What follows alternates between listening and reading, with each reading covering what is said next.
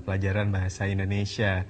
Ya teman-teman, kita masih bersama kami dan kita masih akan terus membahas soal-soal pada hari ini. Kita masih bersama Bu Yeti tentunya di sini, dan untuk teman-teman sekalian yang ingin berinteraksi langsung dan memiliki pertanyaan, saya tetap mengingatkan jangan lupa untuk menghubungi kami melalui telepon, SMS atau juga Facebook Televisi Edukasi. Iya teman-teman sekalian, kita masih akan terus membahas soal pada materi hari ini, yaitu soal yang ketiga. Ya, kita langsung saja berbincang ke Bu Yeti ya. Bu, kita masih terus nih membahas. Iya. Iya. Dan soal yang berikutnya ini apakah masih indikator yang sama atau kita sudah yang berbeda? Indikator masih yang sama tadi, mencari kalimat utama. Mencari kalimat utama ya. Iya. Tapi mungkin soalnya agak sedikit berbeda Bu ya. Iya, wacannya berbeda. Iya, baik. Mungkin kita langsung mulai saja Bu untuk soal yang ketiga. Iya.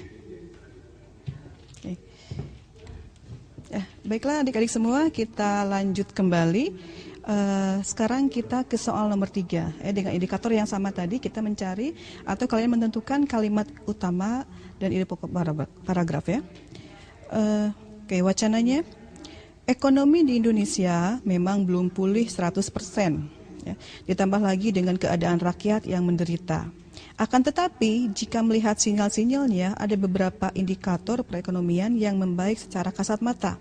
Misalnya, suku bunga mulai menurun, rupiah mulai menguat, dan inflasi mulai terkendali. Oleh karena itu, harapan bersinarnya kembali ekonomi di Indonesia rasanya tidak jauh dari pelupuk mata. Nah, itu adalah wacananya. Soalnya kita lihat, kalimat utama paragraf tersebut terdapat pada nomor berapa? Apakah nomor 1, 2, 3, 4, atau 5? Ya, coba adik-adik pikir dulu. Ini kita kembali ke yang tadi ya. Jadi jawabannya ya A. Jawabannya nomor A. 1 kalimat utama. Jadi jawabannya kalimat nomor 1. Iya. Dan kenapa bisa seperti itu Bu? Kita kembali ke wacananya. Sebentar. Nah, adik-adik harus tahu juga tadi Ibu sudah jelaskan bahwa kalimat utama itu tidak selalu juga hadir di awal paragraf ya.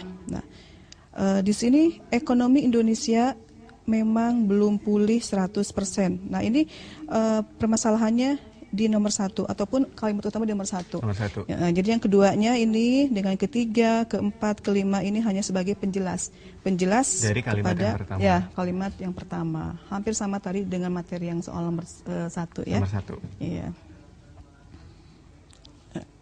Iya.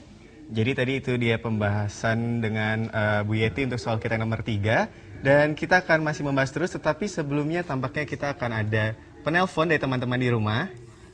Halo, Televisi Edukasi. Halo. Ya, halo, dengan siapa dan di mana? Agustina di Aceh. Agustina di Aceh. Iya, Agustina di Aceh, pertanyaannya apa nih? Apakah dalam satu paragraf boleh memuat lebih dari satu kalimat utama? Ya, itu aja pertanyaannya. Iya. Mungkin sekali lagi Agustina. Apakah dalam satu paragraf boleh memuat lebih dari satu kalimat utama? Apakah dalam satu paragraf bisa memuat lebih dari 2 kalimat utama? Satu kalimat utama. Iya, lebih dari 1 kalimat utama. Iya, terima kasih buat Agustina atas pertanyaannya. Iya Ibu, itu dia tadi soal dari Agustina dari Aceh. Mungkin Ibu bisa langsung menjawabnya? Iya, Agustina tadi pertanyaan bagus sekali ya. Mungkin dari tadi menyimak tentang indikator hari ini. Pertanyaannya, apakah dalam satu paragraf memuat lebih dari 1 kalimat utama ya? 2 kalimat utama ya? Apa boleh lebih dari 1? Apa boleh lebih dari 1? Nah, biasanya kalau untuk membuat sebuah paragraf kita kan harus menentukan dulu gagasan utama ya, ataupun kalimat utamanya apa. Nah, Agustina jelaskan di situ biasanya dalam paragraf itu hanya 1 saja. Nah, yang lainnya itu menjelaskan. Nah, itu yang akan membedakan nanti paragraf 1 dan 2 di sana. Kalau misalnya ada gagasan utama lagi, tuangkan lagi dalam paragraf selanjutnya di sana. Oh, jadi biar tidak itu. biar tidak terlalu banyak gitu. Oh, jadi bisa dikatakan bahwa setiap satu paragraf itu hanya memiliki 1 kalimat utama Ibu ya. Iya, itu dia jawaban dari Bu Yeti untuk Agustina di Aceh. Dan teman-teman, sekarang kita masih akan terus membahas soal yang berikutnya, yaitu soal yang keempat. Dan masih di indikator yang pertama, menentukan kalimat utama paragraf. Iya, kita langsung saja bersama Bu Yeti ya Bu ya. Gimana Bu? Soal yang keempat nih Bu. Ya, soal yang keempat. Kita kembali ke sini. Ini materinya sama tadi tentang wacana, kita baca lagi. Pertamina IP kemarin menawarkan kerjasama operasi tahap ketiga untuk 2 area produksi dan 4 wilayah eksplorasi. Menurut Salis, ini untuk mengoptimalkan penggunaan lapangan marginal agar bisa meningkatkan cadangan dan produksi migas. Melalui pola KSO, kata Harun, Pertamina IP diharapkan bisa fokus pada peningkatan produksi di lapangan, pendukung utama seperti limau. Nah, itu adalah wacananya. Ya. Nah, ini hampir sama tadi ya. Ide pokok paragraf di atas adalah ya. Hampir sama seperti hampir soal sama ya. sebelumnya. Coba adik-adik lihat jawabannya di sini. Apakah A, kerjasama Pertamina, B, pengoptimalan lapangan marginal, Ya. C, peningkatan produksi, D, pengembangan lapangan pendukung utama, E, kerjasama Pertamina operasi tahap 3 untuk peningkatan produksi.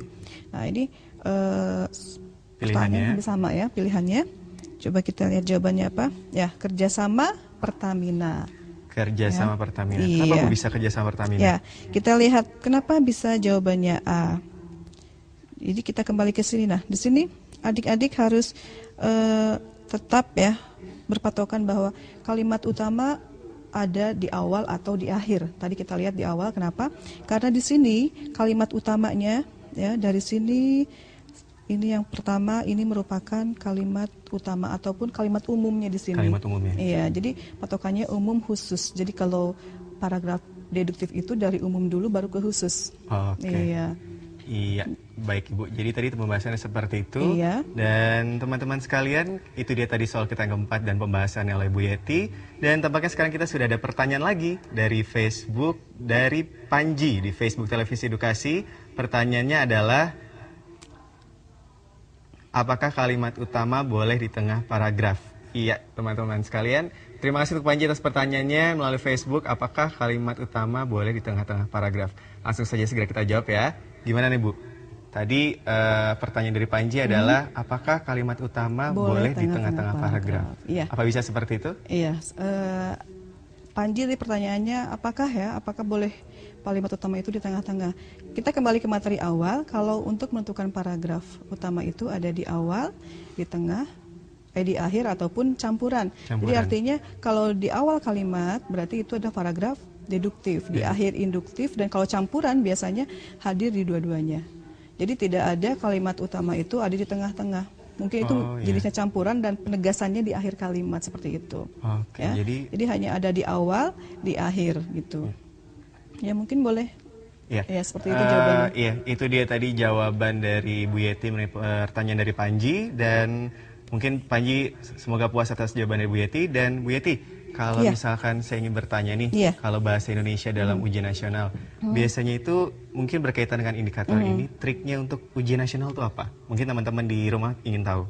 Ya, yang berhubungan dengan materi sekarang, indikator sekarang ya. Jadi adik-adik kalau nanti membaca soal ketika UAN, biasanya kan kalau wacana itu panjang sekali ya. Adik-adik harus baca soalnya dulu.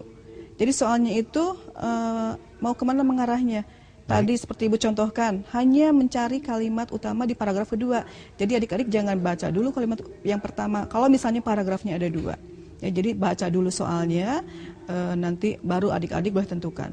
Ya, ataupun nanti kalimat utama paragraf pertama langsung adik-adik baca paragraf pertama. Kalau itu materi paragrafnya ada 2. Paragrafnya 2. Ya, nanti intinya mungkin kalau untuk dengan indikator yang pertama ini tentukan kalimat utama, adik-adik harus ingat antara paragraf deduktif induktif. Jadi kalau misalnya sudah di awal sudah menemukan, oh itu jawabannya seperti itu.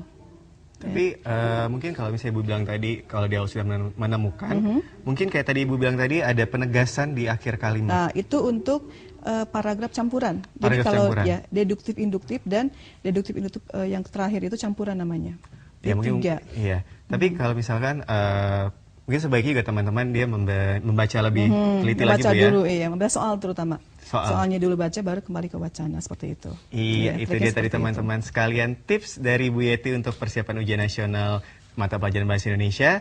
Dan teman-teman sekalian, kita masih akan terus membahas lagi materi hari ini, tetapi teman-teman jangan kemana-mana karena siaran pendidikan interaktif akan kembali setelah yang satu ini.